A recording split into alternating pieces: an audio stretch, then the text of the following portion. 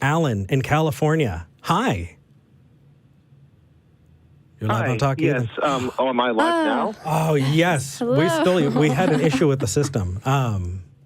But you're live. You're talking to Eric and V. What would you like to talk about? Because oh, yes. So I'm a Christian, and I recognize that there's no way for me to prove that my beliefs exist. There's no way to test it in a lab. So I am stone cold when it comes to the separation of church and state, and also church from the workplace, from education and medicine. Cheers. So why do you believe it? So, I'm sorry? Well, if it's totally untestable, then why do you believe it in the first place? I guess the hallucination was that convincing. But if I told you I had a hallucination or experienced something that I couldn't prove, would you necessarily agree with my experience that that is true or maps to reality? I would not agree that it's true, and hence why I never try to convince anyone that my perspective is true. It's kind of something I keep to myself. So why do you have a lower standard of evidence for yourself than for other people? You got me there. I mean, that's okay. It's something to think about, but it's just kind of interesting to sit on this side and kind of be like, well, if you don't really, if you think that nobody else would be convinced by it, then why are you? But I'll leave that. You wanted to call in about something else. What did you want to talk about? Yes, well, as I mentioned earlier, I'm a Christian, but I'm stone cold when it comes to not only the separation of church and state, but also keeping religion out of, education, out of medicine, and out of the workplace.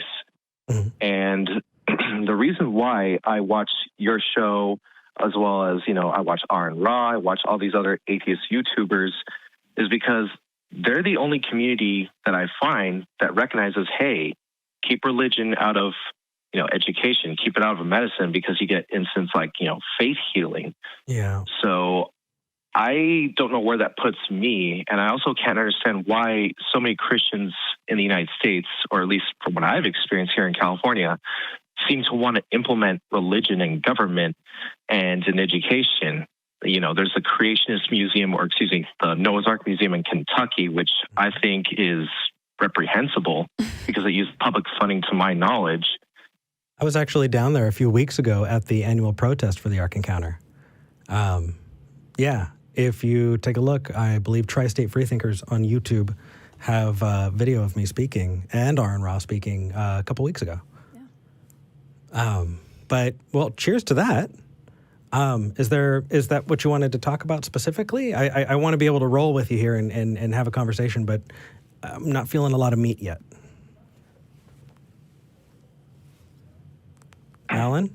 Have you met other Christians like me who recognize separation of church and state and all these other things? And why is it, do you think, from your experience, so many Christians want to implement Christianity into all these factors, such as government and education? Because if I recall, in the Bible, Jesus says, give to Caesar what belongs to Caesar.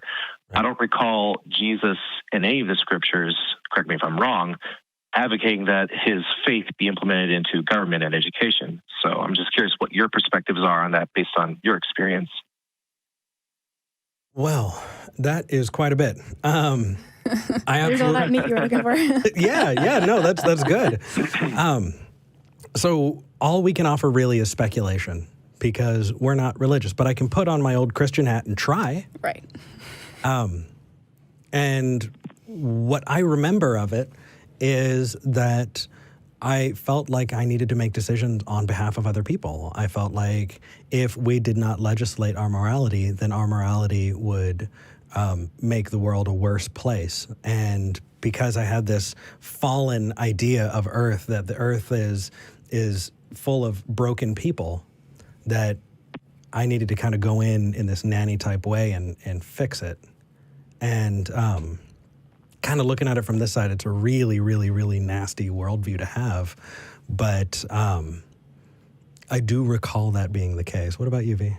Definitely that for sure. I remember, when you're told that atheists and people of other religions are completely amoral and will do anything and don't have no moral compass, then yeah, it's terrifying to imagine those people in positions of power, regardless of where that power may be. So a lot of it is just the propaganda that is spread about people who are not Christian. But also, I would say that a lot of it was, I didn't even realize I was doing it a lot of the time. I didn't even realize. And looking, how Facebook memories pops up with statuses from like 8-9 years ago. Oh my gosh. So cringy. So cringy. So much cringe. But it was unintentional a lot of the time. I think that when you're so ingrained in a religious mindset, you honestly think that this is just the way things work. And it's kind of stupid to imagine anything else working. Like, duh, of course this is the way to do things. This is how I was taught my whole life. And everyone I know also thinks this. So it's... And everyone, like that piece, everyone I know is right. also... Because I can tell you that I had a really, really good talk with a couple Jehovah's Witnesses. They were at my door. They were talking. We were talking the Bible and all of that. And I asked them specifically about this kind of dominionist view. I said, do you want to legally, change things such that Christianity becomes the faith of the country? And they said, absolutely, we absolutely do. And I asked them about education and things like that. And they said, yeah, absolutely, absolutely. And I said, but why though? You're in the minority. They're not going to take your version. And their faces fell. And they never came back. So, yeah, I know, right? Because it does. It's that exactly. It's everyone else feels exactly like I do. No, they don't. No, they absolutely don't. And your flavor of Christianity can be very, very different from another flavor. I'm sure there are plenty of Christians, Alan, who could tell you you're not a real Christian because you're not following X, Y, and Z. Right? Oh, yeah. The no true Scotsman fallacy. Absolutely. Yep. And also there's this is probably a minority group of people, but there's the whole idea that, the whole world must be saved and redeemed before the second coming can happen. And so a lot of people are probably approaching it in this way where it's like, okay, well, if we all need to be Christian before Jesus comes back, then, we may as well legislate it. Yeah, absolutely. But Alan, I hope that helped. Yeah. Yeah. And sorry for interrupting, but no, it's okay. Go ahead. To touch on what she said, be saved before Jesus comes. Isn't it kind of ironic how most Christians say that you can accept Christ on your deathbed and go to heaven, but by that logic, shouldn't I be able to accept Christ right as he's coming back to quote unquote, destroy the world? Right. Right. And you can go down that whole rabbit trail that there are stories in the Bible of people physically encountering God and still having the choice to accept or reject that God, even with them directly in front of them. Mm-hmm. And yet people say, oh, God needs to be hidden because we need to make a choice. No, you can make a choice even if you see that God in the flesh right in front of you or whatever. You can have irrefutable evidence and still choose not to accept that God. So that, but otherwise, that's just our experience. All the rest is presupposition. But hopefully that helps. I'd love to hear from a Christian, another Christian, what they think. Yeah. But regardless, I can say we both really appreciate that you are where you are because we can share that world together. We're not wanting to take away your faith, and I think you know that. Yeah, absolutely.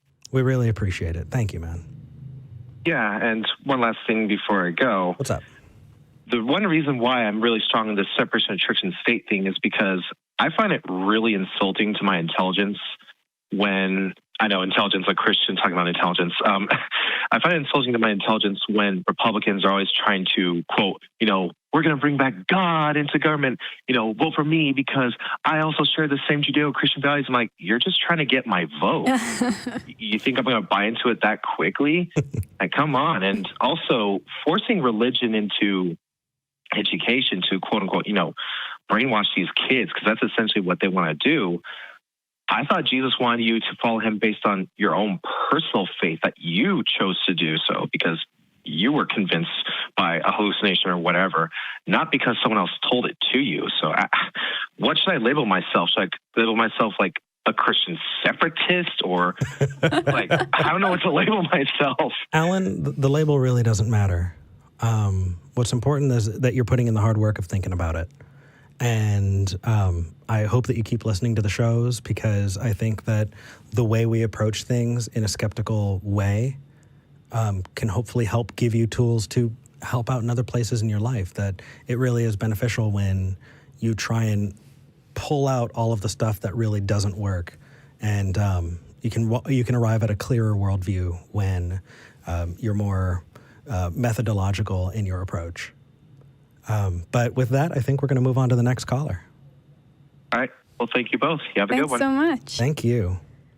Can I just say real quick? Yeah. I know so many intelligent Christians, okay? that hurt my heart when he made that joke. I was like, no. Yeah. I mean, I like to imagine I was an intelligent Christian when I was one. Right. That's not by any means what we're trying to get at ever. No. That because you hold a worldview that reflects on your intelligence as a whole, there's probably just, a couple things you need to think about a little bit more. I absolutely agree. Just your position on that one thing does not at all talk about. Okay, you're right. Sorry, I'm just rambling. Yeah, you're right.